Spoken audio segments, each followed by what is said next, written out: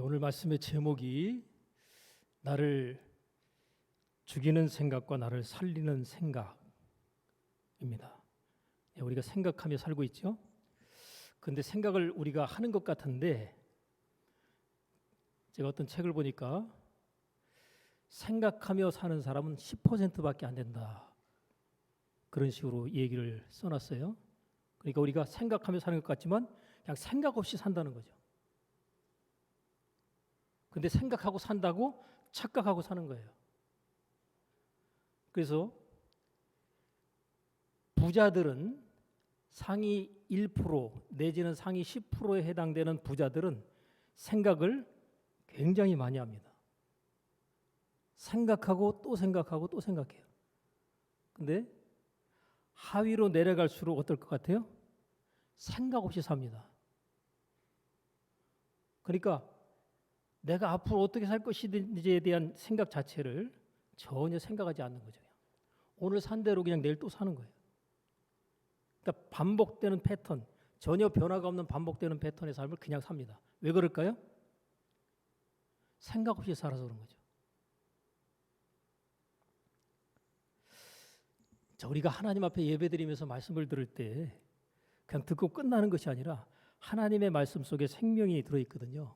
그 생명의 말씀을 내가 믿음으로 취하면 그 생명의 말씀이 나의 삶 가운데 생명의 역사로 나타나게 돼 있어요. 그런데 우리가 많은 경우에 하나님 말씀 듣고 그냥 잊어버리죠. 그죠? 그러니까 하나님의 역사가 나의 삶 가운데 나타날 수가 없는 거죠. 예수님께서 이 땅에 오신 이유를 말씀하실 때 생명을 얻되도 풍성히 얻도록 하기 위해서 오셨다 말씀하셨고, 하나님의 아들이 나타난 것은 마귀의 일을 멸하기 위해서 오셨다 그랬어요. 우리의 눈에 보이지 않는 이 마귀는 도대체 무슨 일을 하고 있기에 마귀를 멸하기 위해서 예수님께서 오셨는가? 마귀가 하는 일을 예수님은 이렇게 얘기합니다. 마귀를 도적이라고 표현하면서 도적이 오는 것은 도적질하고 죽이고 멸망시키려는 일을 하고 있다. 자, 그러면 지금 마귀가 지금 보이지 않는 가운데 지금 역사하고 있단 말이죠. 마귀가 굉장히 열심히 일하고 있어요. 무슨 일 하고 있다고요? 도적질하는 일, 죽이는 일, 멸망시키는 일. 누구를요?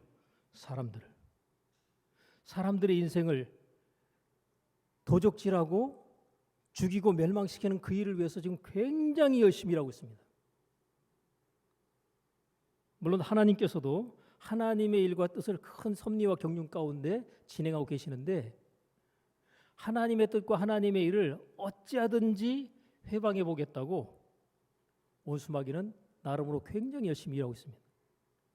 그 열심히 일하고 있는 그 일이 도적질, 죽이는 일, 멸망시키는 일인데 그 일에 수많은 사람들이 어려움을 겪고 있는 것이죠. 그러니까 원수마귀의 공격을 내가 받고 있어도 받고 있다는 생각 자체를 전혀 인지하지 못할 때 그 인생과 삶은 더욱더 심하게 파괴될 수가 있는 것이죠. 자, 원수마귀가 뭘 도적질할까요? 여러분 건강하고 싶죠? 그럼 원수마귀는 뭐를 도적질할까요? 건강을 도적질합니다. 자, 여러분이 재정적으로 넉넉하길 원합니까? 재정적으로 쪼들리기 원합니까? 넉넉하기 원하죠. 원수마귀는 우리의 삶 가운데 재정을 갖다가 여러 가지 형태로 도적질을 하게 됩니다. 그래서 나의 삶 가운데 재정적으로 쪼들리는 삶을, 궁핍하고 힘든 삶을 살도록 만드는 그 일을 위해서 원수마귀가 굉장히 나름으로 분주히 열심히 일하고 있어요. 여러분, 우리가 가족 관계 속에서 행복하게 살기를 원하잖아요. 근데 행복한 시간보다 어떻게 보면 갈등과 불화 속에, 불행 속에 사는 시간들이 훨씬 더 많지는 않은가 생각해 보는데 그 이유는 뭘까요? 원수마귀가 이미 벌써 그 사이에 침투해서 가족 관계를 갈등과 불화와 파괴로 진행시키고 있다는 사실을 우리가 인지해야 되는데 이것조차도 우리가 인지를 못하고 있습니다. 안 좋은 일의 어떤 결과들이 나타날 때 그 결과의 배후에는 반드시 누가 역사하고 있다? 원수마귀가 역사하고 있다는 사실을 기억해야 됩니다. 그래야 여기에 대처할 수 있거든요. 근신하라 깨어라 너희 대적마귀가 우는 사자같이 두루다니며 삼킬 자를 찾나니 그랬죠.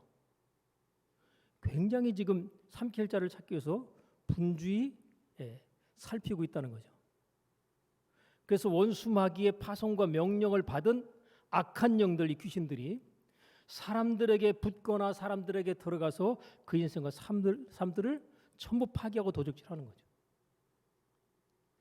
여러분, 우리가 육신적으로 건강관리를 잘못하게 되는 것도 사실은 원수마귀가 그렇게 유도하는 쪽에 우리가 끌려가고 있다는 사실을 기억해야 됩니다. 원수마귀가 우리 인생과 삶을 파괴하는 데서 가장 결정적인 한 가지는 생각이거든요. 하나님께서 우리의 삶 가운데 축복하시는 방법도 생각을 주시는 거지만 원수마귀가 우리 인생과 삶을 파괴하는 것도 역시 생각을 통해서입니다. 원수마귀는 하나님이 하신 것을 그대로 따라하면서 그 반대로 하죠. 우리에게 복을 받을 만한 생각을 하나님께서 주시면 그것을 우리가 받아서 그 말씀에 반응하면 어떻게 되겠어요? 하나님께서 약속하신 그 복이 임하게 됩니다.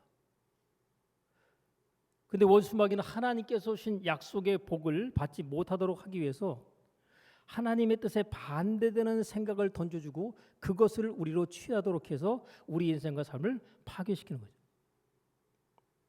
자, 여러분에게 물어볼게요. 하나님께서 우리의 삶에 복을 주시는 겁니까?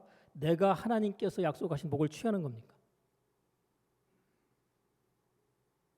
그 말이 그 말 같죠. 근데 사람들이 막연하게 복은 하나님이 주시는 거다라는 생각에 사로잡혀가지고 신앙생활 자체를 갖다가 하나님께서 복 주시는 것에 대해만 초점을 맞추고 있어요. 근데 복은 내가 믿음으로 취하는 겁니다. 자, 하나님께서 내가 너에게 복과 저주를 또 생명과 화를 너희 옆에 둘 테니까 너희가 뭐하라? 택하라 그랬죠. 그죠? 복 하나님이 주시는 거예요. 내가 택하는 거예요. 여러분, 하나님께서 복을 받는 방법을 갖다 제시해 놓으시고 내가 복을 선택하면 내가 너에게 복을 줄 것이고 내가 복이 아닌 저주를 선택하면 나는 부득불 뭐 할 수밖에 없다? 저주를 너희 삶 가운데 너희들이 경험할 수밖에 없도록 할 수밖에 없도록 한다는 것을 하나님이 말씀하고 계시는 거죠. 여러분, 우리의 삶 가운데 원수마귀가 나의 삶을 지금 공격해서 나의 삶이 지금 어려움 가운데 있다, 파괴되고 있다라는 인식을 하게 될 때 반드시 기억해야 될 것은 거기에 대해서 내가 어떻게 이것을 대처할 것인가. 문제가 있으면 반드시 해답이 있잖아요. 그죠? 만약에 해답이 없다 그러면 그거는 문제 출제가 뭐예요? 잘못된 거예요. 여러분, 시험 문제를 냈는데 시험 문제에 답이 없어요. 그건 문제 아니에요. 그 시험 문제 출제위원 큰일 날 사람 되는 겁니다. 그러니까 학생들이 대학 입시를 위해서 시험을 봤는데 거기에 문제를 출제해놓고 답이 없는 문제를 출제했다. 그럼 난리 나는 거예요. 아니, 답도 없는 문제를 갖다가 출제한다? 있을 수가 없는 거죠. 마찬가지로 우리 인생의 삶 가운데 어떤 문제가 생겼다면 반드시 거기에는 답이 있어요. 해결 방법이 있다는 겁니다. 어떤 문제든지 그렇습니다. 근데 문제는 그 답을 내가 찾지 못하기 때문에 문제죠. 그 답만 찾으면 뭐예요? 문제는 그냥 해결되는 겁니다. 내가 어떤 문제로 고민하든지 간에 그 문제는 반드시 해답이 있는데 그 답만 찾아내면 문제는 해결되고 사라진다.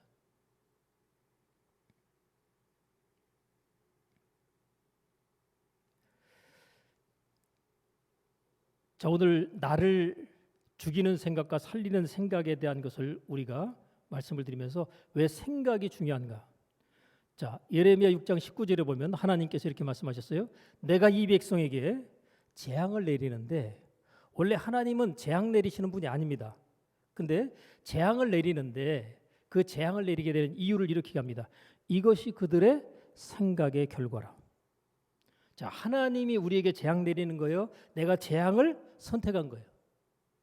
재앙을 내가 선택한 겁니다. 아니라고 생각하고 싶지만 근원적으로 들어가서 따지고 보면 내가 선택하고 있다는 거죠. 복도 내가 선택하고 저주도 내가 선택하는 결과로 주어집니다. 나는 복을 원하는데 왜 나 삶 가운데 예수 믿는데 저주가 오느냐? 이미 저주에 대해서는 예수님께서 십자가에 담당하셨기 때문에 그 저주가 내게 미치거나 임하지 않는 게 맞습니다. 근데 만약에 임하고 미쳤다면 나의 삶 가운데 죄가 들어왔다는 거죠. 그 죄의 문제가 처리되고 해결되지 않으면 여전히 나의 삶 가운데 죄의 결과로 나의 삶은 어려움과 고통을 받게 되고 생명이 빠져나가는 현상들이 나타나게 됩니다. 자, 재앙이 우리의 삶 가운데 미치게 되는 이유가 생각의 결과를 했죠. 그러면 내가 이 백성에게 재앙이 아니라 축복을 내리리니 그랬어요. 자, 말을 뒤집어 보는 겁니다. 내가 이 백성에게 축복을 내리리니 이것이 무엇의 결과일까요? 이것 또한 생각의 결과입니다. 자, 그러니까 여러분들이 나의 삶 가운데 내가 원치 않는 어려움과 고통이 찾아왔다 할 때 이것을 갖다가 내 삶 가운데 떠나가게 하고 하나님의 축복으로 바꾸기 위해서는 뭐를 바꾸면 돼요? 내 생각을 바꾸면 됩니다.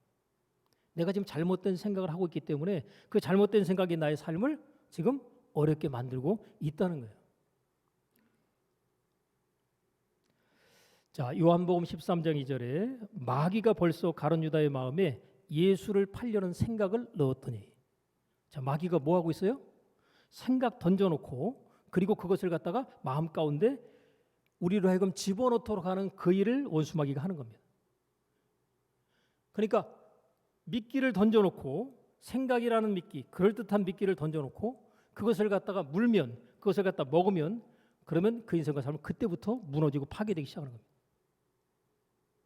여러분, 물고기가 그렇게 물속에서 자유롭게 돌아다니다가 먹어서는 안 되는 자기를 갖다가 잡기 위해서 던진 낚시의 미끼를 갖다가 무는 순간 물고기의 삶은 끝나게 되는 거죠.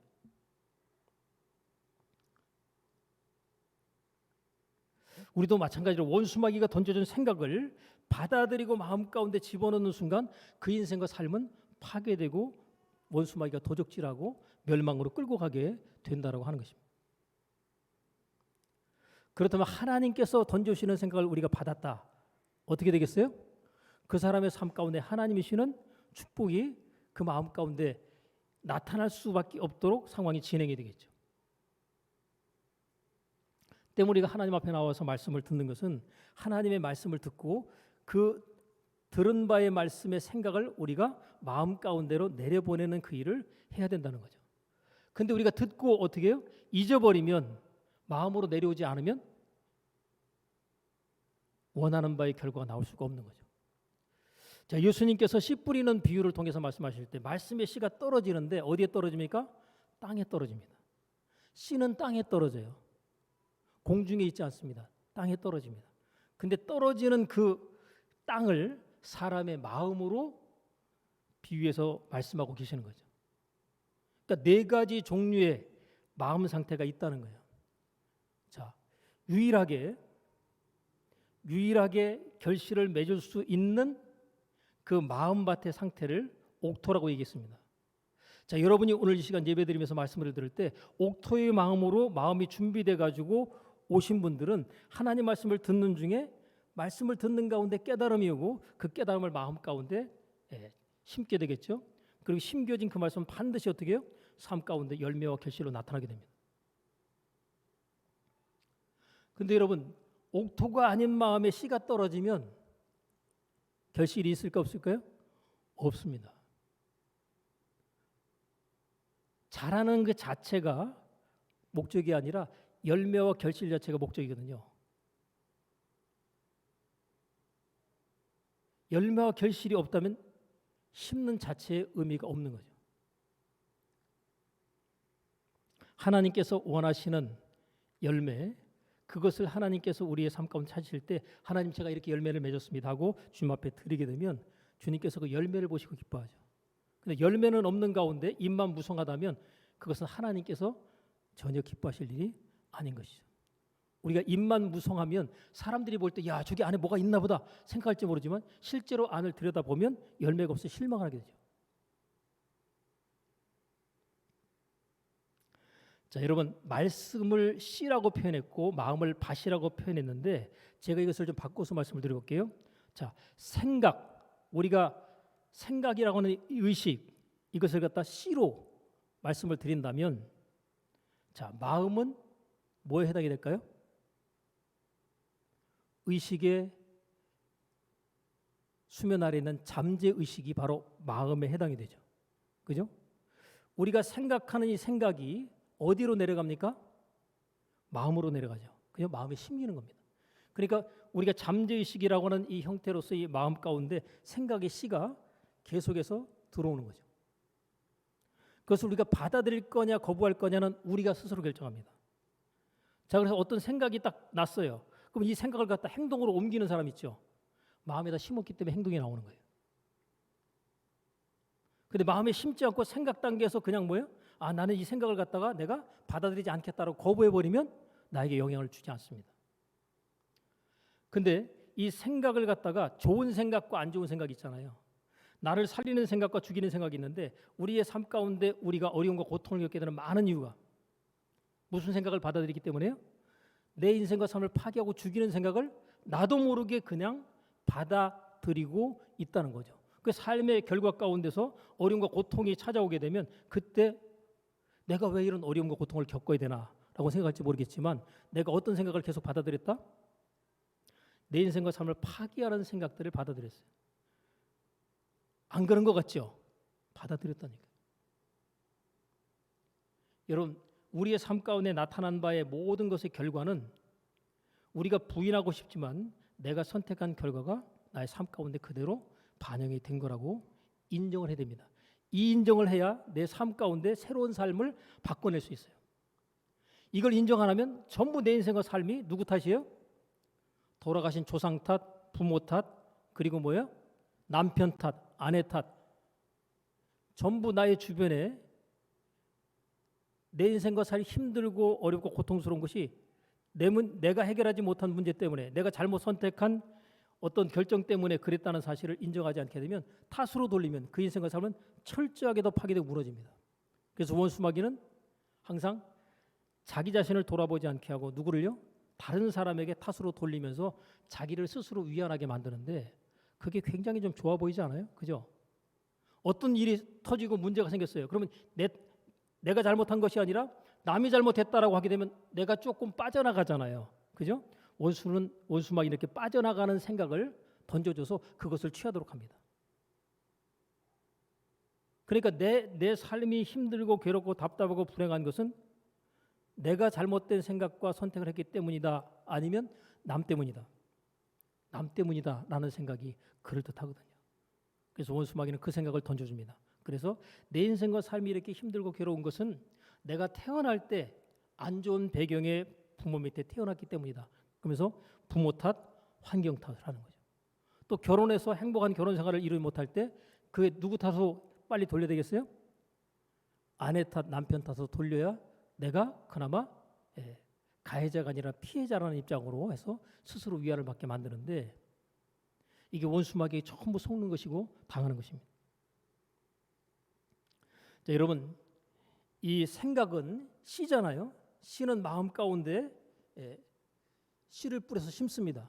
자, 그러면 이 마음밭에 심겨지는 씨들은요, 곡식도 있을 것이고 잡초도 있을 수 있어요. 이해하기 쉽게 말하면 그러면요, 곡식의 씨가 떨어지면 곡식이 자랄 것이고 잡초의 씨가 떨어지면 뭐예요? 잡초가 자라게 됩니다. 땅은 우리의 마음 가운데 있는 이 잠재의식은요, 좋은 것 나쁜 것을 구별하는 구별 능력이 없어요. 그냥 심기어지면 어때요? 그냥 열매로 바깥으로 드러내는 그 역할과 일만 합니다. 그러니까 이 생각의 단계가 굉장히 중요한데 안 좋은 생각이 많이 내 마음 가운데 저장이 되어 있으면 안 좋은 것의 결과물들을 내 삶 가운데 나타냅니다. 좋다 나쁘다의 구분을 안 해요. 마음은 그냥 심겨진 것을 바깥으로 드러내줄 뿐입니다. 그러니까 우리의 마음의 아픔과 상처의 기억들이 치유되지 않고 처리되지 않고 그대로 머물러 있으면 어떻게 되겠어요? 그 상처받은 마음의 결과물들이 모든 인간관계 속에서 내가 원치 않는 결과들을 갖다 계속 만들어내는 그런 이제 악순환이 벌어지게 되는 거죠. 그런 내 마음의 아픔과 상처와 고통의 기억들이 정리되고 치유가 되면 어떻겠어요? 그때부터 인생과 삶이 완전히 바뀌는 거예요. 그래서 우리가 마음을 들여다보면서 내 마음의 아픔과 상처의 기억들이 있는가를 떠올려야 되는데 그것 자체에 대한 것을 전혀 인지하지 못하게 되면 계속 내 인생과 삶은 어려움과 고통의 상황이 반복됩니다.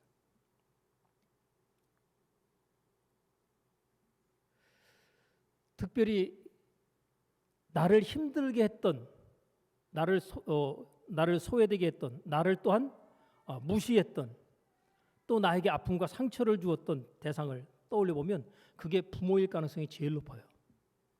부모는 아무리 최선을 다해서 자녀들을 갖다가 잘 돌보고 책임지려고 하지만 10번 잘하다가 뭐하면요?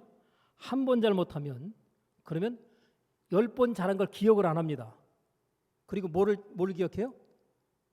한 번 잘못한 거, 그거에 대한 서운함이 굉장히 크게 마음 가운데 자리를 잡죠. 그러니까 좋은 생각들, 내가 받았던 은혜로운 생각들은 전부 다 그 기억에서 그렇게 중요한 것으로 여기지 않고 부정적인 어떤 것으로서의 기억들이 감정으로 마음 가운데 자리를 잡게 되면 그것이 나의 삶 가운데 굉장히 많은 부정적인 영향들을 끼치게 되는 거죠. 그러니까 이 마음 안에 들어온 것들은 좋은 생각이든 나쁜 생각이든 구별하지 않고 뭐예요? 그것을 현실로 결과로 그냥 나타내 버린다. 마치 땅이 거기에 떨어지는 씨앗을 갖다가 너는 잡초니까 내가 열매를 맺도록 하지 않겠다 하지 않고 그냥 잡초도 뭐예요? 그냥 땅은 열매를 내줍니다. 곡식도 마찬가지 열매를 내줍니다. 그러니까 우리가 내가 많은 부분 나도 모르갈 때 부정적인 생각을 던져서 이 잡초가 내 마음 가운데 자라도록 그냥 심어놓은 것이 있다면 이것을 빨리 없애버려야 되는데 이것들을 그대로 둔 상태로 계속 가게 되면 내 인생과 삶은 잡초가 무성한 내가 원치 않는 인생이 펼쳐지게 되는 것이죠. 그래서 우리가 이것을 갖다가 처리하기 위해서 마음밭을 어떻게 해요? 갈아엎어버리는 거죠. 마음밭을 갈아엎어버리고 뭐예요? 하나님께서 기뻐하시는 바의 말씀의 축복의 씨앗들을 다시 이제 갈아엎어놓은 그 밭에다가 뿌리는 거죠. 그때부터 이제 삶 가운데 하나님께서 축복하신 나름대로 열매들이 우리의 삶 가운데 현실로 나타나게 되는 것이죠. 자, 보세요. 오늘 본문의 말씀을 들여다보면 나만 장군이 문둥병으로 평생 고통받으며 살 수밖에 없는 상황인데 소문을 듣고 그가 엘리사 선지자를 찾아옵니다. 병 나으면 주기 위해서 엄청난 재물들을 같이 가지고 종들과 함께 찾아옵니다. 찾아왔을 때 그래도 이스라엘 나라를 갖다가 보다 더 힘의 위에 있는 이 나만이라고 하는 아람이라는 나라의 그 군대 장관 나만이 내가 찾아가면 그래도 제대로 된 대접을 받을 것이다라고 생각을 하고 갔는데 엘리사 선지자를 찾아갔을 때 엘리사 선지자가 나와보지도 않습니다. 자기의 수하에 있는 사원 하나를 보내서 하나님께서 주신 바의 명령만 그대로 전달을 하게 됩니다. 요단강에 가서 몸 7번 씻어라. 이게 전부입니다.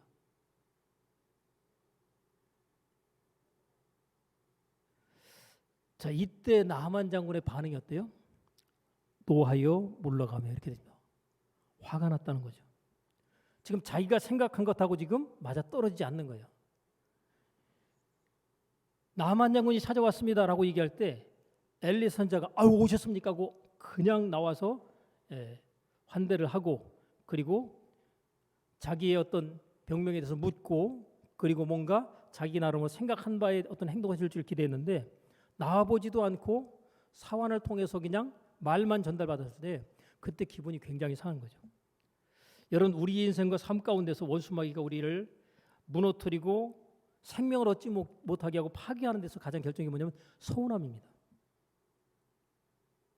여러분 서운한 생각이 딱 드는 순간 내 인생과 삶은 좋은 쪽으로 가겠어요? 안 좋은 쪽으로 가겠어요? 어떤 사람에 대해서 내가 서운한 생각이 딱 들었다. 그러면 그 사람에 대해서 내가 안 좋은 어떤 감정을 품게 되죠. 그럼 그 사람과의 관계는 이미 틀어졌다고 봐야 됩니다. 원래 하나님께서 축복하시는 그 모습들은 좋은 관계 형성을 통해서 거기에서 생명 역사가 서로 주고받게 하는 것으로 축복이 되어지는 것인데, 관계가 틀어진다? 그러면 하나님께서 주시는 생명 역사는 막힐 수밖에 없는 것이죠. 더더구나 내가 아쉬운 입장에 있을 때는, 더더구나 상대방에게 서운하게 되면 그를 통해서 내가 받아야 될 것을 받아내지 못하게 됩니다. 그렇기 때문에 더더욱 그 삶은 힘들어지고 파괴될 수밖에 없는 것이죠. 자, 지금 나하만 입장이 간절합니까? 엘리사 입장이 간절합니까? 지금 나하만이 지금 본인 입장이 지금 처지가 곤란하잖아요. 그죠? 문둥병을 고치러 왔으니까. 자, 처방은 내려졌는데 일단 자기를 환대하지 않은 것에 대한 기분 나쁨. 두 번째는요. 나와서 자기가 생각할 때 하나님의 이름을 부르면서 기도를 해줄 줄 알았는데 그냥 사환을 통해서 요단강에서 몸을 7번 씻어라, 그것으로 끝나버리니까 그것 때문에 또 기분이 나쁜 거예요. 기분이 나쁘면 여러분, 하루의 삶을 시작하는데 기분 나쁜 생각과 마음의 상태를 가지고 하루를 갖다 산다. 좋은 일이 있겠어요, 없겠어요? 좋은 일이 오다가도 달아납니다. 근데 굉장히 기분 좋은 하루를 출발한다. 안 좋은 일이 생기려고 했다가도 떠나가게 되고 좋은 일로 바뀌게 됩니다. 그래서 여러분, 아침 키스가 연봉을 갖다가 높여준다라고 하는 그와 같은 책이 있어요. 그러니까 아내들이 남편에게 여보 오늘도 출근해서 기분 좋게 일 잘하고 그러다 돌아오세요 하고 포옹해주고 키스를 해주고 보내면 어떻게 될까요? 남편이 그 기분 좋은 감정과 느낌을 가지고 나가서 일할 때 일 잘하게 되죠. 관계도요. 굉장히 기분 좋은 상태에서 모든 사람들 대하게 될 겁니다. 남편이 출근하거나 말거나 신경 안 쓰고 누워있는 상태에서 갔다 와 이러면 내가 이렇게 대우를 못 받는구나. 이런 생각 가지고 나가서 일할 때 또 사람들과 관계를 대할 때 좋은 결과를 그리고도 기대하는 아내가 있다면 이건 착각인 것이죠. 여러분, 기분이 좋다는 것은 좋은 일의 결과가 나의 삶 가운데 오기 전에 나타나는 감정적인 반응입니다. 근데 기분이 나쁘다, 서운하다, 짜증난다, 그러면 안 좋은 일의 결과가 나의 삶 가운데 오기 전에 나타나는 감정의 상태가 바로 그것입니다. 그러니까 우리가 감정 상태를 들여다봐야 돼요. 마음과 함께. 내가 지금 어떤 감정인가? 그래서 안 좋은 감정 상태면 이 안 좋은 감정 상태를 빨리 정리해서 내 마음 상태가 부정적인 감정으로부터 벗어날 수 있도록 상황을 만들어주는 일이 필요한 것이죠. 자, 문둥병이 치료받을 것에 대한 방법은 제시가 됐는데 그것을 받아들이는 것은 누구예요? 그것은 나만 장군의 몫입니다. 근데 지금 받아들여요, 안 받아들여요? 안 받아들이죠. 문제가 있으면 답이 있는데 문둥병이 걸리면 그냥 고통받다가 죽는 것이 일반적으로 생각하지만 문둥병이 낫는 경우들이 굉장히 많이 있어요. 성경에도 보면 문둥병 낫는 얘기가 굉장히 많이 있는데 이 문둥병에 대한 치료를 목적으로 왔음에도 불구하고 지금 기분 나쁜 것 때문에 화가 나서 지금 문제를 해결할 수 있는 기회를 지금 놓쳐버리고 떠나려고 하는 상황입니다. 하나님께서 겸손한 자에게는 은혜를 주시지만 교만한 자는 하나님 물리치신다고 그랬어요. 여러분, 은혜를 받으려면 철저하게 자세를 낮춰야 됩니다. 이게 겸손이거든요. 그러니까 은혜는 위에서 아래로 흘러오는 거예요. 내가 높은 자리 위치에 가잖아요. 그러면 내게 은혜가 임하지 않습니다. 그래서 자세를 낮춰야 돼요. 내가 아무리 높은 자리와 위치에 있어도 은혜를 받기 위해서는 잠깐이라도 자세와 마음의 상태를 낮추고 겸손함을 유지해야 그래야 생명이 내게 공급이 될 수 있어요. 지금 교만한 마음의 상태가 지금 정리가 안 된 나만의 모습을 볼 수 있습니다. 자, 그런데 분한 생각에 지금 돌아가려고 하는데 13절에 보면 종들이 얘기합니다. 함께 따라온 나만의 종들이 얘기하기를 선지자가 당신을 명하여 큰 일을 하라고 하면 어떤 일도 했을 터인데 지금 요단강에 가서 몸을 갖다가 7번 씻으라는 그 일은 사실 따지고 보면 어려운 일입니까? 쉬운 일입니까? 쉬운 일이에요. 뭐만 내려놓으면? 자존심만 내려놓으면. 자, 우리 인생과 삶 가운데서 우리 인생이 하나님께 주는 은혜와 축복을 받지 못하는 이유가 뭐예요? 이 쓸데없는 고집과 자존심을 내려놓지 않고 그것 내세우고 나는 누구의 말도 듣지 않겠다. 내가 생각한 대로 하겠다. 지금 내가 생각한 대로 그대로 해버렸으면 어떻게 되겠어요? 문둥병 상태로 다시 돌아가야 됩니다. 근데 지금 누구의 말을 들어요? 종들이 하는 말을 들어보니까 그 말이 맞는 것 같아요. 분했던 감정, 기분 나빴던 감정이 여기까지 올라왔는데 종들의 말을 듣고 나니까 그 불편했던 감정들이 가라앉아 내려옵니다. 자, 한번 따라해 볼까요? 듣고 보니 당신의 말이 맞습니다.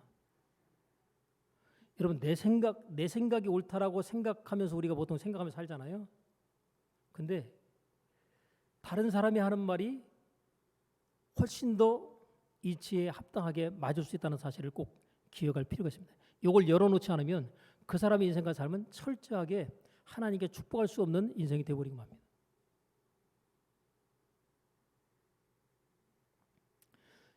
자기보다 훨씬 낮은 위치에 있는 종들이 지금 한 말을 갖다가 나하만 장군이 무시할 수 있는데 이때는 들었다는 거죠. 종들의 말을 듣고 보니 그래, 니들이 말이 맞다. 내가 지금 갑자기 지금 내가 생각했던 그 생각대로 지금 엘리사가 해주지 않아서 내가 그것 때문에 지금 화가 나가지고 지금 열받았는데 니들의 말을 듣고 보니 일단 그 말을 듣고 따르고 해보는 것이 맞겠다. 그러니까 해보지 않고 우리는 뭐예요? 그냥 그렇게 한다고 낫겠냐라고 단정해버리죠. 근데 해보고 난 다음에 뭐예요? 그 다음에 결과를 보고 난 다음에 우리가 거기에 대해서 얘기를 해야 되는 거죠. 자, 우리가 어떤 문제를 가지고 있을 때 그 문제를 해결하는 방법을 갖다 하나님께서 말씀으로 우리에게 주십니다. 그럼 그 말씀을 받아가지고 내가 순종을 해보고 난 다음에 뭐예요? 결과가 안 나오면 하나님 앞에 항의하고 따질 수 있어요. 근데 해보지도 않고 하나님 앞에 원망 불평하는 것은 맞다 틀리다? 안 맞는 거죠. 여러분, 제가 보니까 하나님께서 역사하시는 방법은요 굉장히 다양해요. 우리가 경험했던 그 방법대로만 하나님께서 하시는 게 아닙니다. 내가 이렇게 했더니 하나님이 이렇게 역사하시더라. 그 경험하잖아요. 그러면 사람들이 그 경험한 그대로를 갖다 계속하려고 그래요.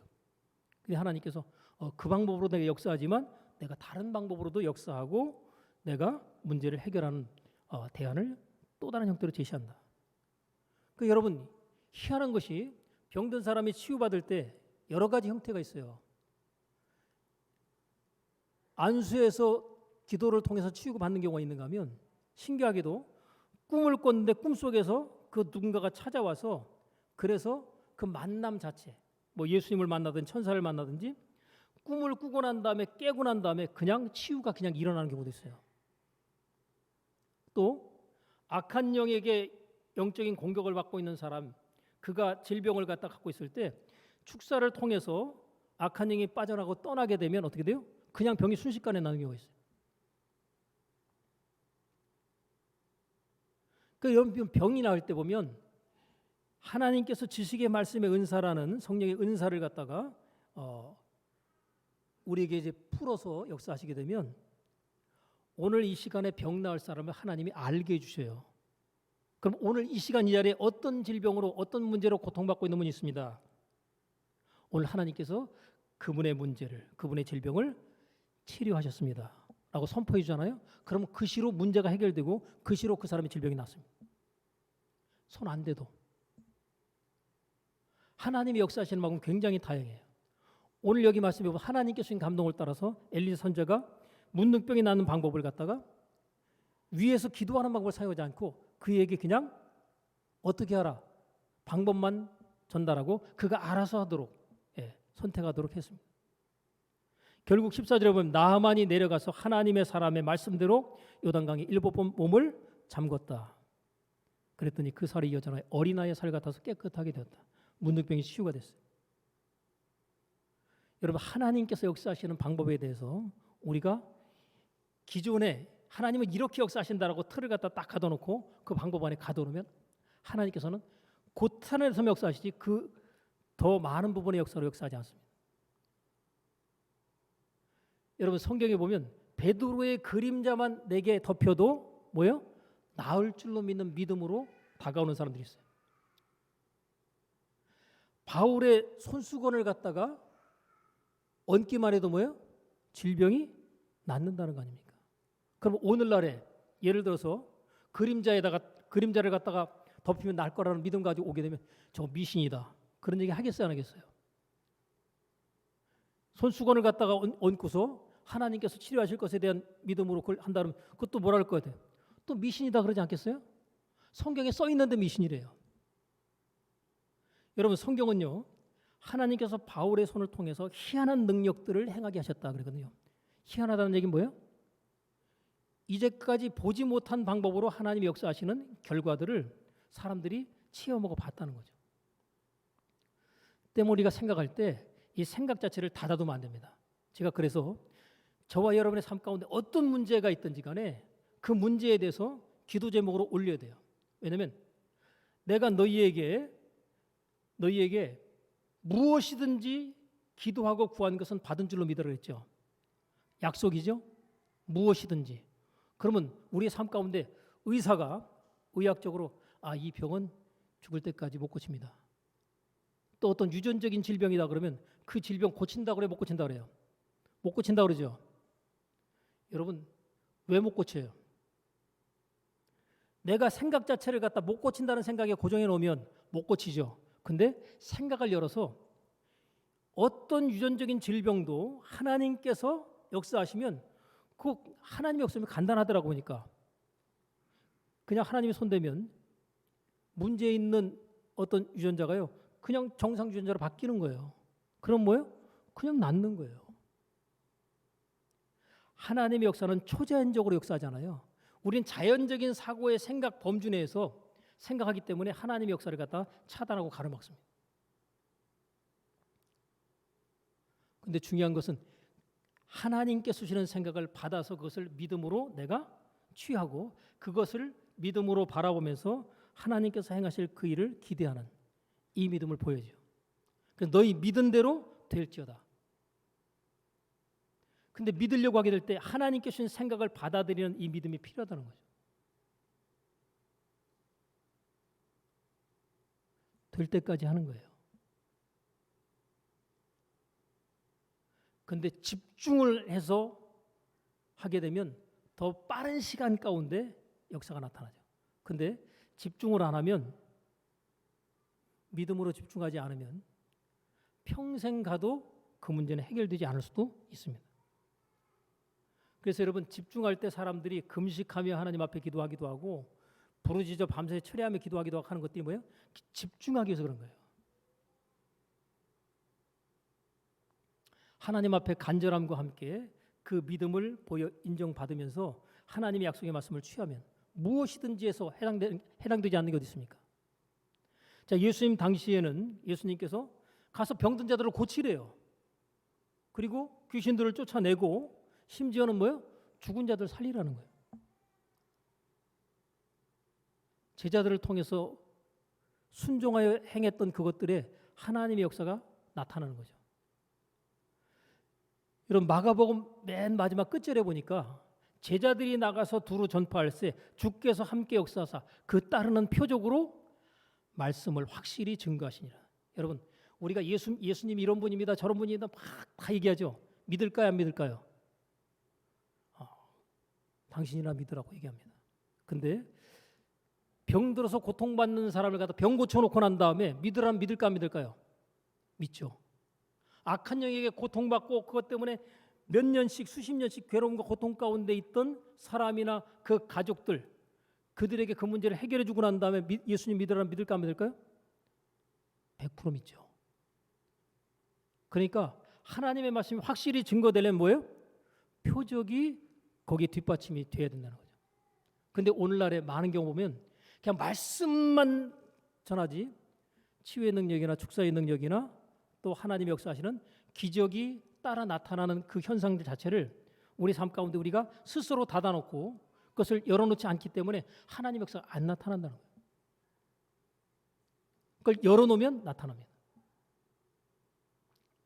제가 책 읽어주는 그 내용에 보니까 그런 간증이 있더라고요. 어떤 목사님이 어느 교회 부흥회를 갔어요. 부흥회한다고 가가지고 거기서 집회를 했는데 집회하는 중에 그 교회 어떤 집사에게서 악한 영이 거기서 드러나는 현상이 있었습니다. 근데 이걸 갖다가 해결을 하려고 하는데 해결을 할 수가 없는 거예요. 난리가 났습니다. 목사님이 그 문제 해결을 못하면 못 돌아온다 그래가지고 2주 동안 본교회로 못 돌아오고 거기 붙들려 있다는 거예요. 아니 목사님이 오셔가지고 이런 일이 벌어졌으니 목사님이 해결하십시오. 근데 본인이 해결을 못하는 거예요. 왜 해결 못하나? 이분은요 축사와 관련된 부분에 대한 믿음을 전혀 담고 있지 않는 분이에요. 그리고 초청한 그 교회 담임 목사님도 역시 그분하고 같은 동일한 분입니다. 그러니 악한 영이 드러나고 귀신을 쫓아내야 되는데 이걸 갖다 해결을 못하니까 막 뭐 별짓을 다 해도 안 되는 거예요. 그래서 결국은 어떤 목사님의 도움을 요청했는데 그분이 가가지고 5분 안에 해결했습니다. 5분 안에. 이분은 악한 영을 축사해서 쫓아낸 나름으로서의 노하우와 능력이 있고 믿음이 있는 분이에요. 5분 안에 끝냈습니다. 2주 동안 해결 못하던 걸 5분 안에 끝냈어요.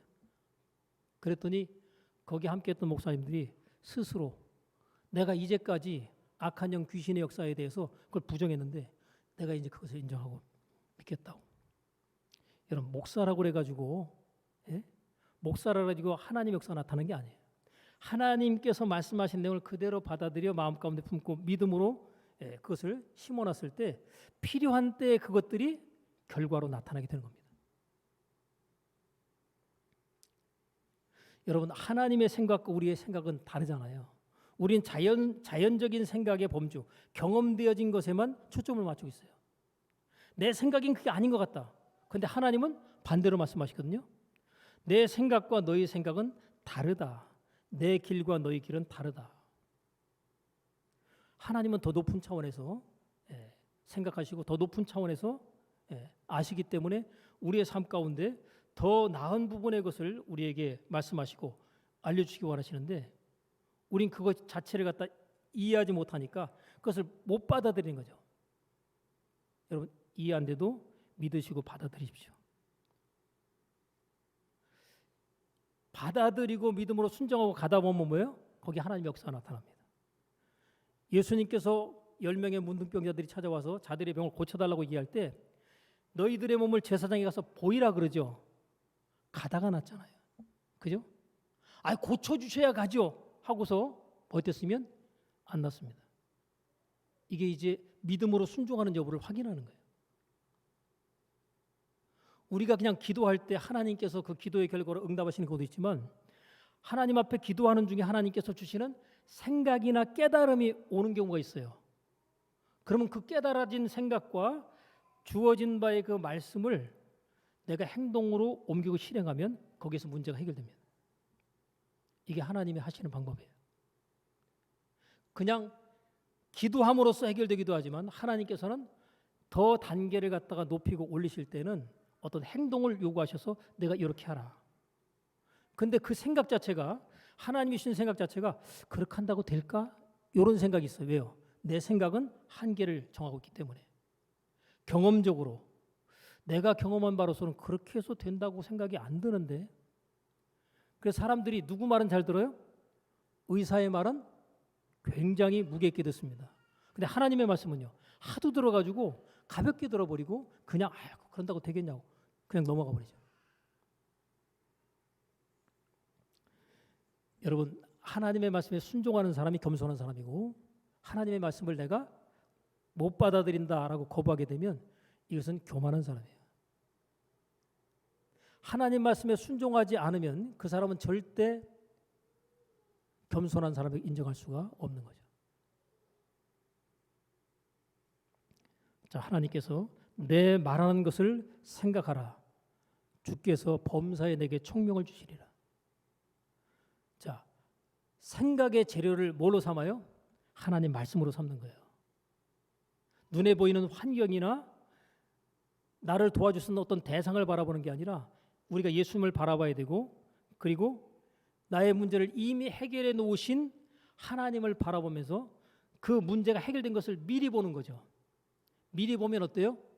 내가 지금 고민하고 있는 문제를 갖다가 내가 미리 해결된 것으로 미리 보면 기쁘지 않겠어요? 감사하지 않겠어요? 그죠? 그래서 감사하게 되고 기뻐하게 되는 겁니다. 아직 결과가 주어지지 않았는데. 이게 믿음인 거죠. 그러면 이렇게 하려고 할 때 이게 쉽게 되느냐? 사도 바울이 고백했던 것처럼 배워야 되고 훈련해야 됩니다. 그래서 마음을 갖다 갈아엎는 작업이 바로 그렇게 되어지고 나면 생각 자체가 하나님께서 주시는 생각들이 계속해서 생각의 재료로 올라옵니다. 하나님 주신 생각이 내 삶 가운데 굉장히 많은 생각을 갖다 차지하게 되면 그 생각이 마음 가운데 심겨질 것이고, 그것들이 나의 삶 가운데 펼쳐질 때 의사가 이건 죽을 때까지 약 먹어야 됩니다, 이건 죽을 때까지 못 고칩니다 했던 것들이요, 다 고치고 다 해결받습니다. 왜요? 하나님이 역사하시니까. 생각을 바꾸셔야 돼요. 생각이 고쳐지고 바뀌어지지 않는 한 하나님의 역사는 우리의 삶 가운데 나타날 수 없습니다. 그래서 어떤 문제 있다 그러면 이게 질병의 문제든 재정의 문제든 해결이 돼요. 여러분, 재정적으로 수십억 원의 빚더미에 올라앉아가지고 완전히 내가 평생 갚아도 이거 못 갚겠다는 그런 빚들 있죠. 하나님 말씀에 순종하면요, 그 빚 다 갚고 부자 됩니다. 그 빚 다 갚고 부자가 돼요. 하나님 말씀에 순종하면. 그런 사례들이 굉장히 많아요. 근데 생각 자체가 자포자기죠. 그렇게 한다고 되겠어. 이제 끝장이다. 끝났다. 원수마귀가 던지는 생각을 갖다 마음 가운데 딱 집어넣으면 낙심이 돼가지고 아무것도 못하고 스스로 자포자기하고 인생 끝내버리죠.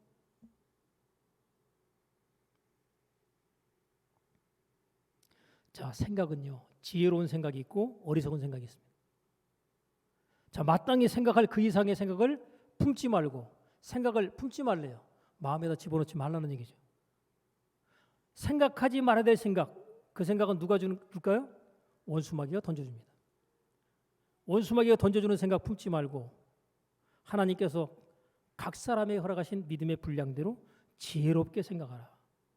지혜로운 생각은 하나님께로부터 온 생각이죠. 이렇게 하면 되겠다. 그래서 우리가 하나님 앞에 지혜를 달라고 구하라고 하나님 얘기하시잖아요. 여러분, 지혜가 부족하세요? 아니면 차고 넘치세요? 순간순간 지혜가 부족함을 느낄 때가 많잖아요. 그러면 하나님 저에게 지혜를 주세요. 왜요? 너희 중에 누구든지 지혜가 부족하거든 모든 사람에게 후히 주시고 꾸짖지 아니하신 하나님께 구하라. 그리하면 주시리라. 하나님이 지혜를 주신다고 말씀하는데 안 구해요. 하나님 앞에 지혜를 달라고 구하면 문제를 대처할 수 있는 생각이 옵니다. 하나님께로부터. 왜요? 하나님께 주겠다고 약속하셨기 때문에. 하나님 이 문제 어떻게 해결하죠?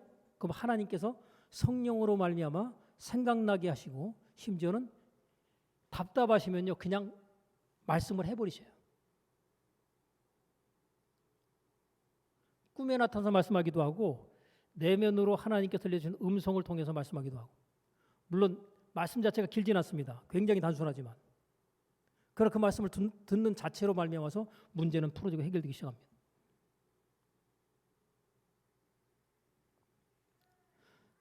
자, 나를 살리는 생각, 나를 죽이는 생각, 하나님께로 도는 생각과 원수마귀가 던져주는 생각, 이것들이 우리의 생각 가운데 계속 교차하죠. 이걸 분별해내는 것이 이게 지혜입니다. 이거 하나님께로부터 생각이구나. 이건 마귀로부터 생각이네. 그러면 좋은 것은 취하고 좋지 않은 것은 우리가 물리치는 거죠. 여러분 영적인 싸움은요 다른 데서 이루어지는 게 아니라 가장 치열한 영적 싸움은 생각입니다. 여러분 부정적인 생각 우리 인생을 파괴하죠. 긍정적인 생각 우리의 인생과 삶을 복되게 하죠. 어리석은 생각 우리 인생을 망가뜨리죠. 지혜로운 생각 우리 삶을 복되게 합니다.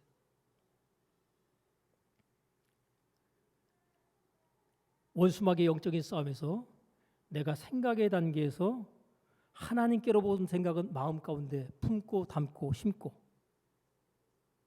마귀로부터 생각들은 예수님의 이름으로 물리치고 대적하거나 아니면 온 생각을 내가 무시하고 그냥 흘려보내버리면 나의 삶 가운데 어떤 영향력도 주지 못하죠.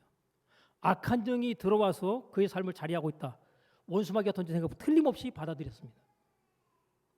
그 원수마귀가 던져준 생각 그걸 갖다가 내가 회개함으로 처리해야 악한 영이 떠납니다. 회개만 잘해도 악한 영은 우리 삶 가운데 역사할 수가 없는 거죠.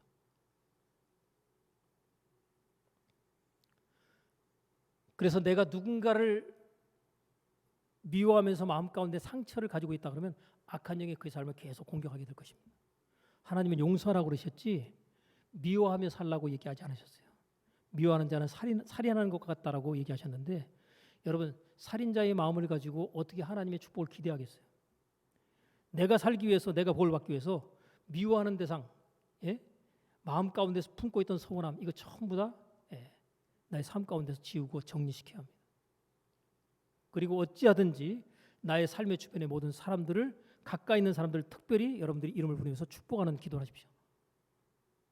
그것이 내 인생과 삶을 복되게 만드는 중요한 방법인 것이죠.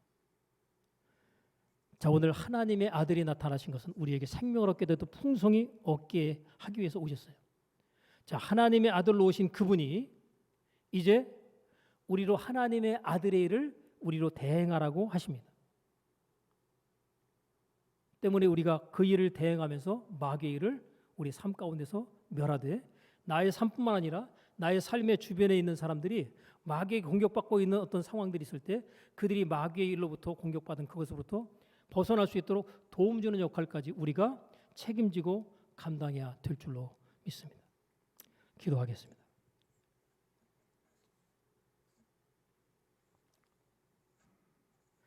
하나님 아버지, 우리가 이 땅에 살아가면서 내 힘으로 해결할 수 없는 문제에 봉착할 때 어찌할 바 몰라 힘들어하고 답답해하고 괴로워하던 모습들을 보일 때가 많았사온데 내 힘으로 해결할 수 없는 문제는 반드시 하나님께로 넘겨지고 맡겨지면 가장 아름다운 결과로 해결될 수 있다는 사실을 우리로 깨달아 알게 하사 하나님을 찾고 구하게 하시되 하나님의 말씀을 취하고 그 방법을 쫓아 믿음으로 순종하여 우리의 삶 가운데 해결받지 못했던 모든 문제들을 풀어 해결함을 받는 은혜와 축복과 감사의 체험들을 우리의 삶 가운데 체험할 수 있도록 성령님 역사하시고 은총 베풀어 주옵소서. 예수님의 이름으로 기도합나이다. 아멘.